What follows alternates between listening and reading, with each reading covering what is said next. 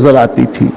حضرت صدیق اکبر کی زندگی کے یوں تو بے شمار واقعات ہیں، کیا کیا عرض کریں، لیکن سب سے بڑی بات یہ ہے کہ ان کا رب ان سے خوش، ان کے رب نے ان کے صحابی ہونے کے لیے قرآن نازل کیا، ان کی صحابیت قرآن سے ثابت، ان کی رضامندی قرآن سے ثابت۔ اصحاب بدر میں وہ ہیں جنتیوں میں، اصحاب بدر میں بدری صحابہ میں وہ شامل، بیعت رضوان کے صحابہ سے اللہ خوش ہے، الحمدللہ بیعت رضوان میں وہ بھی شامل، نبی کے ہر حال میں خدمت گزار، دین کے خدمت گزار، نبی کے اطاعت شیار۔ سب سے بڑی بات یہ کہ حضرت رسول اکرم صلی اللہ علیہ وسلم نے جو صدیق اکبر کو نوازا، بہت ساری تعریفیں کی آقا کریم نے، لیکن میں آج اس وقت صرف ایک بات بتاؤں، ایک حدیث۔ نبی کریم صلی اللہ علیہ وسلم نے فرمایا، میرے ساتھ دنیا میں جس نے بھی حسن سلوک کیا، جس نے بھی میرے ساتھ کوئی اچھائی کی، اس کا بدلہ میں نے اسے یہی دے دیا۔ میرے ساتھ جس نے بھی کوئی حسن سلوک کیا، اس کا بدلہ میں نے یہی پہ دے دیا، سوائے ابو بکر کے کہ اس نے میرے ساتھ اور اسلام کے ساتھ جو کیا، اس کا بدلہ کل میدان محشر میں اللہ اپنے دست قدرت سے خود عطا فرمائے گا۔ اس سے بڑھ کر صدیق اکبر کی عظمت کو اور کون بیان کر سکتا ہے؟ وہ ذات ہے حضرت صدیق اکبر کی۔ یہ ہمارے نبی کے پرانے ساتھیوں اور دوستوں میں۔ اسی کے ساتھ ساتھ حضرت حکیم ابن حزام رضی اللہ تعالیٰ، حکیم ابن حزام یہ قریش کے نہایت عزتدار رئیس تھے، نہایت عقل مند، ذی شعور، پڑھے لکھے، اور ان کے اندر بھی وہ ساری عادتیں تھیں جو حضرت صدیق اکبر میں تھیں، اور یہ ہمارے نبی صلی اللہ تعالیٰ علیہ وسلم سے تقریباً 12 سال بڑے تھے، یعنی ان کی ولادت نبی کریم صلی اللہ علیہ وسلم کی ولادت سے تقریباً 12 سال پہلے ہو چکی تھی۔ یہ تقریباً 12 سال کے تھے جب تب ہمارے نبی پیدا ہوئے، اور ان کی خوبیوں میں ایک خوبی یہ ہے، یہ ام المومنین حضرت خدیجۃ الکبریٰ کے بھتیجے تھے، اور اس کے ساتھ ساتھ حضرت حکیم ابن حزام کی یہ خوبی یہ کہ نبی کریم کے بچپن کے دوستوں میں سے تھے، اور دونوں بہت ایک دوسرے کے ساتھ رہے، ایک دوسرے کے مزاج کو سمجھتے تھے، ایک دوسرے کے ماحول کو جانتے تھے۔ ساتھ ہی ساتھ حکیم ابن حزام کی ایک خوبی آپ سنیں گے تو حیرت کریں گے۔ حکیم ابن حزام وہ ہیں جن کے لیے مستند تاریخ اور حدیث کی کتابوں میں موجود ہے کہ یہ وہ خوش نصیب ہیں جن کی پیدائش خانہ کعبہ کے اندر ہوئی تھی۔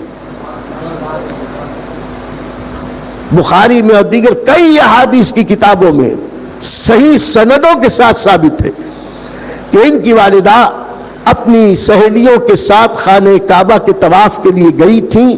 خانہ کعبہ کا طواف ہو رہا تھا کہ اچانک ان کو درد ذہ شروع ہوا، اور اتنی شدت کا درد اٹھا کہ یہ گھر نہ لے جائی جا سکی، مجبوراً خانہ کعبہ کے اندر لے کے چلے گئے۔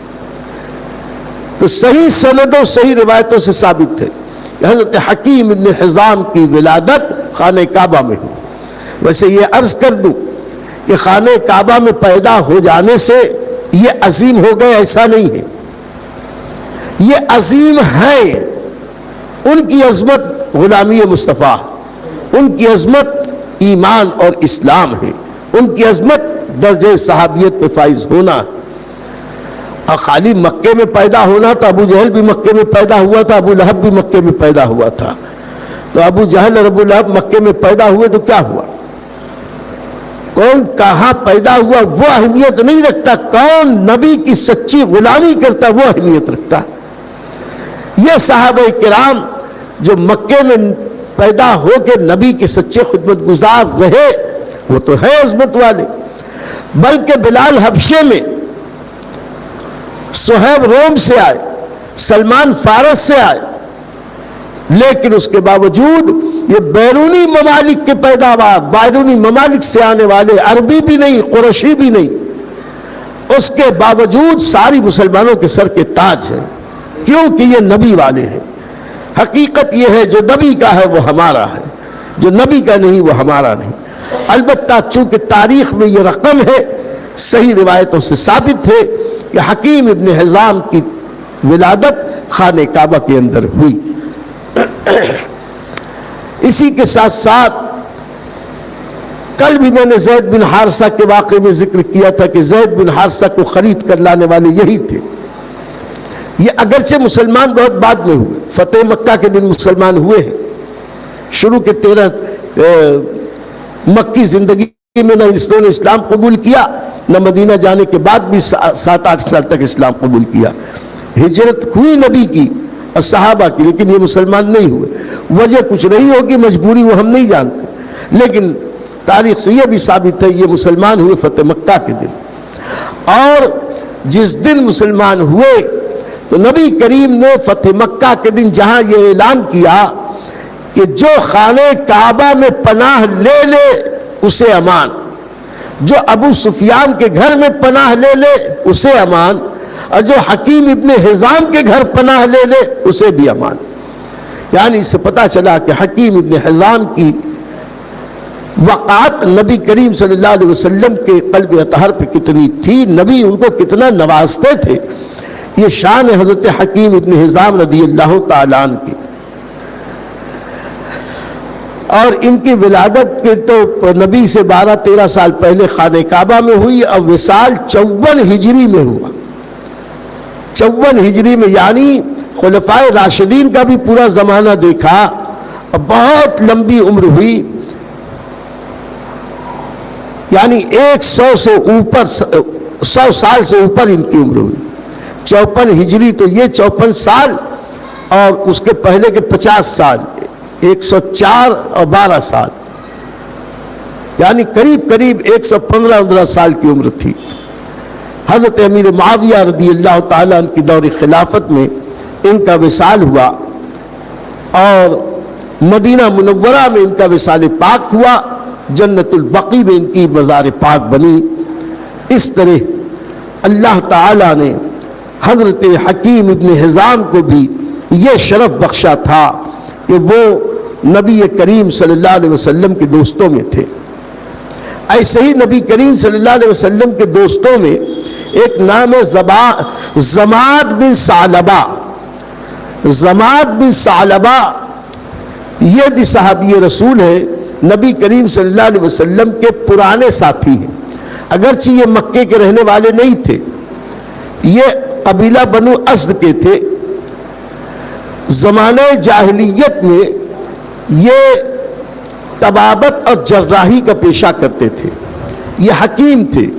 پھوڑے پھنسی ہو جائے، کوئی زخم بچ جائے، کچھ ناسور ہو جائے تو اس کا آپریشن بھی کرتے تھے چھوٹا موٹا، اور حکیم تھے، بہت اچھے، طبابت اور جراحت ان کا پیشہ تھا۔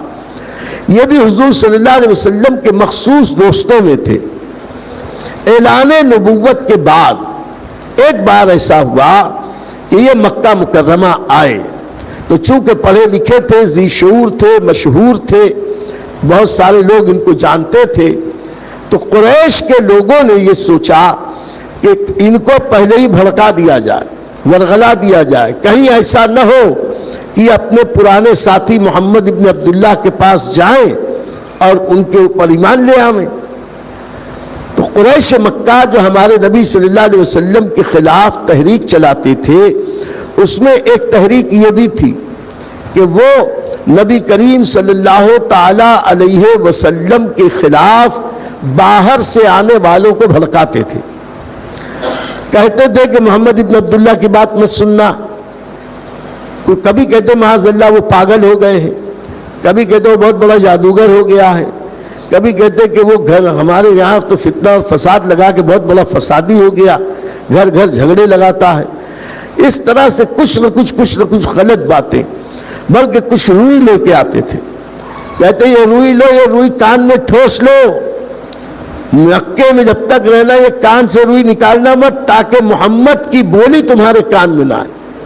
وہ ایسا جادوگر ہے کہ وہ جو بات کرتا ہے، وہ جو سناتا ہے قرآن کے نام پہ، جو سنتا ہے اسی کا ہو جاتا ہے، جو سنتا ہے اس پہ ایمان لے آتا ہے، اس لیے اس کی سنو ہی مت۔